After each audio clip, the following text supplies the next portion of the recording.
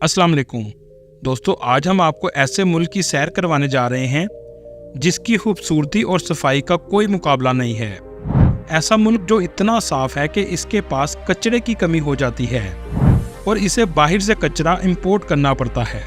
इस कंट्री में सब करोड़ों कमाते हैं। जी हाँ, आज हम सैर करने जा रहे हैं स्वीडन की।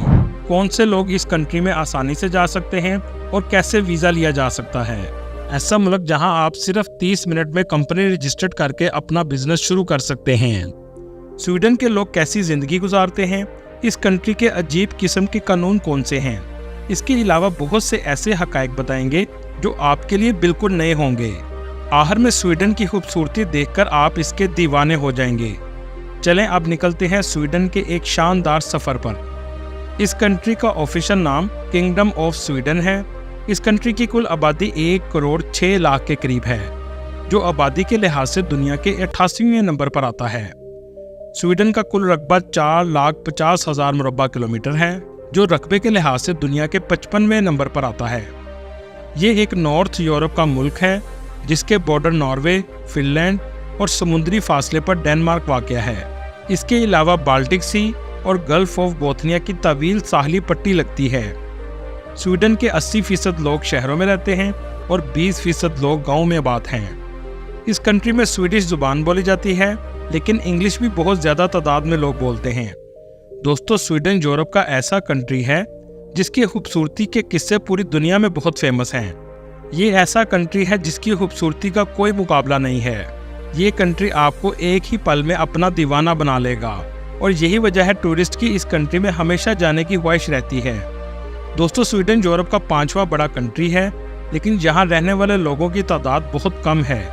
अगर पॉपुलेशन डेंसिटी की बात करें तो सिर्फ 25 लोग 1 किलोमीटर में आपको मिलेंगे। स्वीडन में रहने वाले लोग बाकी ममालिक की निस्बत बहुत मेहनती होते हैं। इनको अपने काम से बहुत प्यार होता है। इसी वजह से यहाँ के लोग काफ़ी मैनर्स वाले माने जाते हैं। यहाँ के लोग अपने कल्चर को भी बहुत ज़्यादा फॉलो करते हैं। दोस्तों, यहाँ आपको एक बात बताता चलूँ, यहाँ के लोग अपने कल्चर के मुताबिक एक दूसरे से पैसों के बारे में बात नहीं करते। कोई किसी से सैलरी नहीं पूछता, इसलिए आप भी जाकर किसी से सैलरी मत पूछिएगा, वरना मुश्किल हो सकती है। स्वीडन को एक परफेक्ट हनीमून डेस्टिनेशन भी माना जाता है। इस कंट्री की नाइट लाइफ का कोई जवाब नहीं है। स्वीडन का कैपिटल स्टॉकहोम है। ये ऐसा शहर है जो अपनी कंट्री की तरह बहुत खूबसूरत है। स्टॉकहोम 188 किलोमीटर में फैला हुआ दुनिया का खूबसूरत तरीन कैपिटल सिटी है। आपने शायद आज से पहले इतना खूबसूरत शहर कभी नहीं देखा होगा। ये कंट्री का पॉलिटिकल, इकोनॉमी और फाइनेंशियल सेक्टर भी है। इस शहर में रहना हर किसी की ख्वाहिश होती है। इसकी वजह दुनिया का सबसे ज़्यादा साफ पानी और साफ हवा इस शहर में मौजूद होना है। दुनिया की टॉप रैंकिंग यूनिवर्सिटी और स्कूल भी यहाँ मौजूद हैं, जैसे Stockholm school of economics. Stockholm university भी इसी शहर में है। दुनिया की सबसे बड़ी आर्ट गैलरी मेट्रो भी इसी शहर में है। जी हाँ, पूरे मेट्रो स्टेशन को ही आर्ट गैलरी बना दिया गया है। झील के किनारे बसा हुआ ये शहर बहुत खूबसूरत है। इस शहर की नीली पीली इमारतें आपको अपनी तरफ खींचती हैं। अगर आपको दुनिया घूमने का शौक है तो अपनी ज़िंदगी में एक बार स्वीडन जाने का ज़रूर सोचिएगा। दोस्तों, स्वीडन का पासपोर्ट दुनिया का तीसरा मजबूत तरीन पासपोर्ट है। अगर ये पासपोर्ट आपके पास आ जाए तो आप पूरी दुनिया के 90% ममालिक बगैर वीज़े के जा सकते हैं। स्वीडन की एक खास बात यह है कि यहाँ बच्चों के लिए बहुत सख्त कानून बनाए गए हैं। आप यहाँ बच्चों को मार नहीं सकते, चाहे आप पेरेंट्स हैं या टीचर हैं। अगर ऐसा किया तो आपको जेल भी जाना पड़ सकता है। वैसे ये कानून अगर पाकिस्तान में हो तो आज सारे पाकिस्तान के पेरेंट्स जेल में हों। इस कंट्री में बच्चा पैदा होने के बाद स्वीडन की हुकूमत पूरा ध्यान रखती है।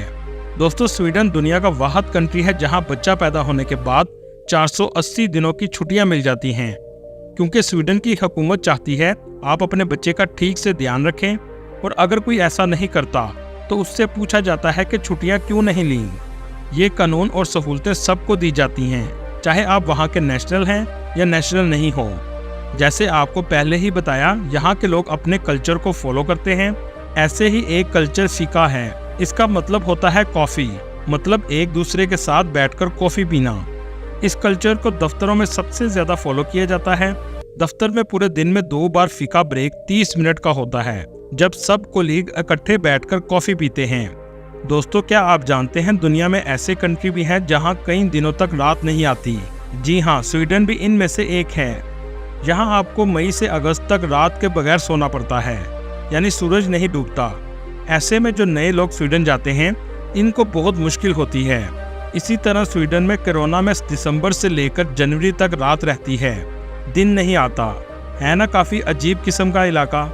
दोस्तों, यहाँ आपको स्वीडन से मुतल्लक एक दिलचस्प बात बताता चलूँ। आपको पूरे कंट्री में कचरा ढूंढने से भी नहीं मिलेगा। सफाई में इस कंट्री का कोई मुकाबला नहीं। यहाँ तक कि खाली बोतल वापस करने पर गवर्नमेंट कुछ पैसे भी देती है। कचरा बहुत कम होने की वजह से स्वीडन को कई बार कचरा बाहर से इंपोर्ट करना पड़ा। जी हाँ, आप ठीक सुन रहे हैं। ये दुनिया का वाहिद कंट्री है जो दूसरे मुल्कों से कचरा भी इंपोर्ट करता है और स्वीडन की 50% बिजली इस कचरे से पैदा होती है। स्वीडन का रिसाइकल सिस्टम दुनिया का बेस्ट सिस्टम है। स्वीडन का नाम सबसे अमीर कंट्री में लिया जाता है क्योंकि यहाँ की इकॉनमी दूसरे ममालिक की निस्बत काफ़ी बेहतर है।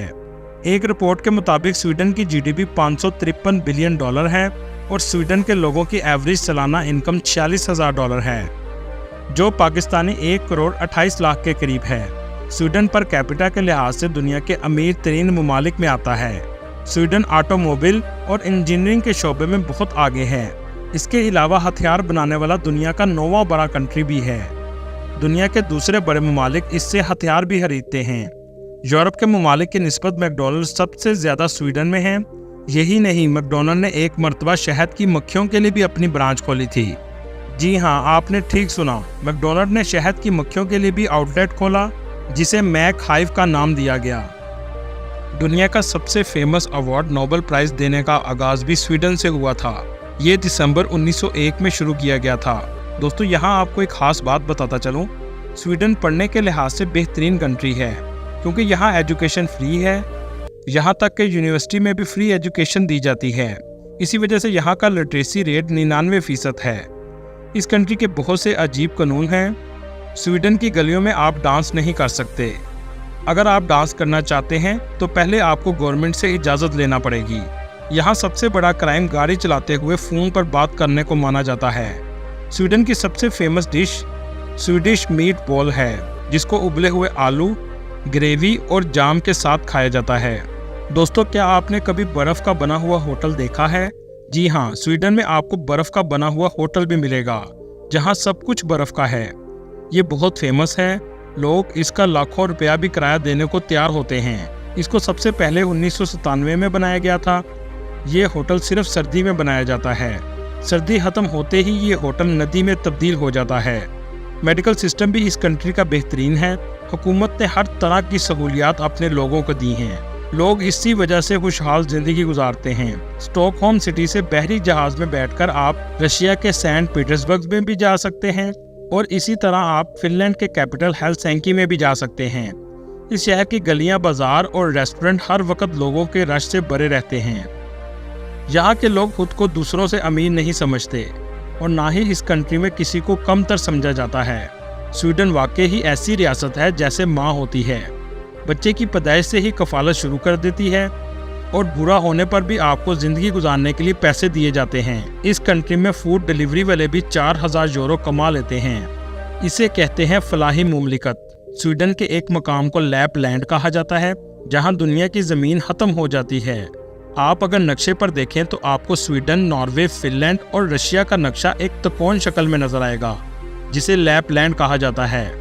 इस जगह -63 सेंटीग्रेड तक भी सर्दी पड़ती है।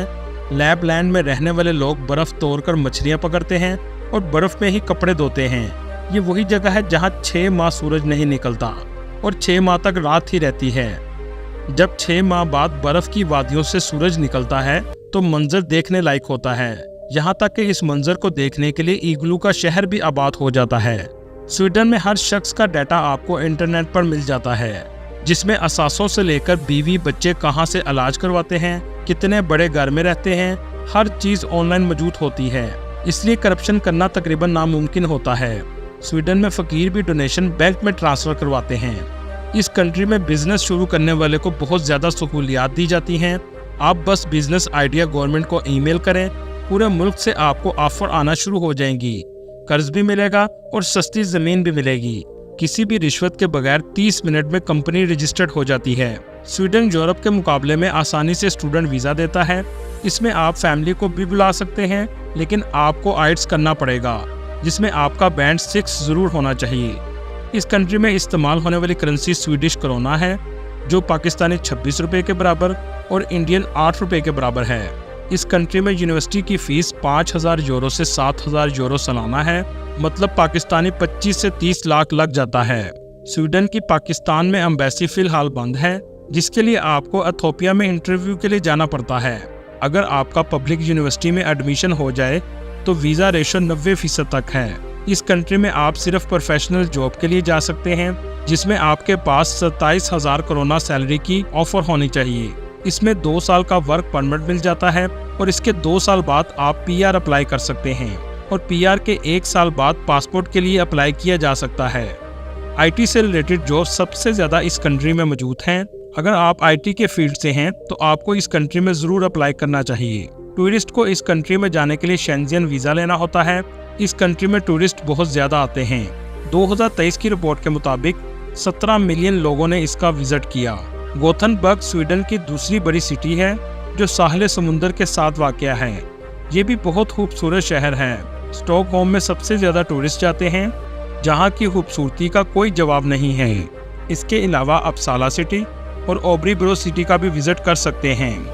स्वीडन में हर शहर आपको एक से बढ़कर एक खूबसूरत नजर आएगा। कुदरत ने इस कंट्री को कुदरती खूबसूरती से बहुत ज़्यादा नवाजा है। सब्जा पहाड़, नदी आपको हर जगह नजर आएंगे।